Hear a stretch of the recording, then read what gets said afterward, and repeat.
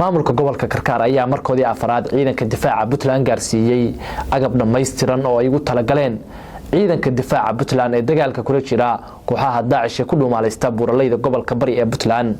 gudoomiyaha gobolka Karkaar Cabdi Saciid Ismaan iyo taliyaha qaybta booliska gobolka Karkaar oo ka wakiila shacab weynaha ku dhaqan gobolka Karkaar ayaa ciidamada difaaca Puntland gaarsiiyay agab dhameystiran oo isugu jira raashin, timir, caano iyo agab kale.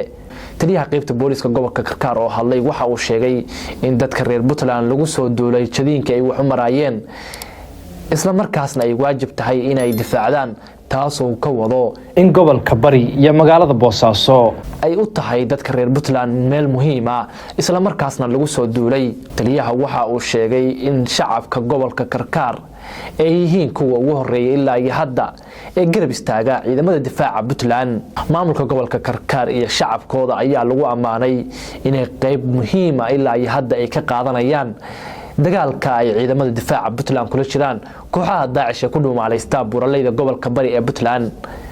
qaar ka mid ah gobolada kale ee Puntland ayaa sidoo kale garab istaagaasi ka socda, balse ilaa iyo hadda waxa ugu horeeya gobolka Karkaar oo markiisii afraad ciidamada difaaca Puntland u geeyay agab dhameystiran.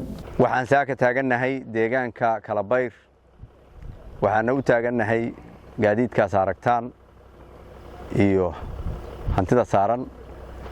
waxaa sharaf weyn oo ah inay nagala wareegayaan guddiga taakulaynta iyo daryeelka caafimaadka iyo ciidamada la dagaalamaya argagixisada. waxaan sida ay gudoomiyaashu sheegeenba mar badan u taaganahay inaan garab istaagno ciidamada geesiyaasha Puntland oo la dagaalamaya argagixisada oo waqtiga iyo juhdiga badan oo ay dawladdu ku bixinayso aan u taaganahay anagu haddaan nahay gobolka Karkaar.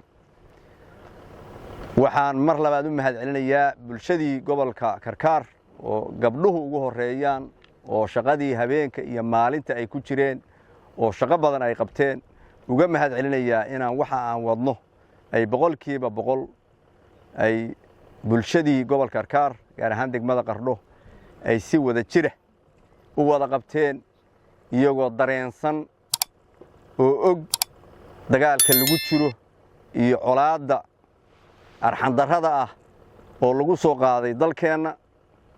aad iyo aad baan gabdhahaas ugu mahadcelinayaa iyo cid kastoo ka qayb qaadatay, gudoomiyaashii gobolka, gudoomiyihii degmada iyo laamihii kaleba say u shaqeeyeen. waxaan leenahay aad iyo aad baa u mahadsantihiin. hantidii aad noo dhiibteen iyo waxaad noo sii dhiibteenna waxaan la taaganahay guddigii oo aan ku wareejinaynaa. hadday saamaxdana waxaan u sii gudbi doonaa furimaha hore oo ciidamadu jiraan haddii alla idmo. intaa markaan ka baxo waxaan leeyahay dadka Puntland waxaan ugu baaqayaa in dagaalka la garab istaago. dadka Puntland waxaan ugu baaqayaa tanu maaha tii loo kala hari jiray, tanu maaha mid loo seexdo, tanu maaha mid waxa weeye qof iyo dawlad iyo cid gaara u baahan maaha. waxay u baahan tahay ninkii dhiiglow ka kac, ninkii dhiiglow ka kac bay u baahan tahay tanu.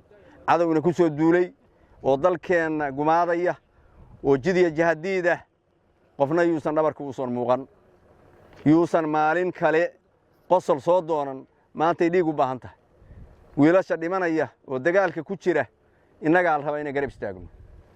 qof kastoo wax garanaya ama ganacsada ah ama meel jooga waxa laga rabaa inuu diyaar u noqdo. qof kasta oo ku nool deegaanadaas ay ku dhumaalaysanayaan, kan baadiyaha jooga, kan tuulada jooga, kan gaariga wata, kan baadiyaha degan, kan xoolaha wata, waxaan ugu baaqayaa inuusan cadowga qarin, uu soo sheego oo degmo kasta iyo deegaan kasta iyo ammaan kasta inay u soo gudbiyaan. hadday iyagu wax ka qaban karaan inay wax ka qabtaan. tan waxa weeye tii dhuunteena loogu soo dhintay weeye. waxaan ugu baaqayaa dadka reer Puntland dagaalkan garab istaagno, dagaalkan garab istaagno, yeynaan u kala harin. cadowga inuu ku soo duulay haddaynu u kala harro ama u kala gabanno maalin kale ka sheekaynayna. waxaana ku rajo weynahay oo mar walba aan u taaganahay oo boqolkiiba boqol aan kalsooni ku qabnaa inay ciidamadu soo afjari doonaan. laakiin garab istaag baa laynoo ka baahan yahay shacabka Puntland gaar ahaan gobolada Bari iyo Karkaar iyo waxa weeye Sanaag.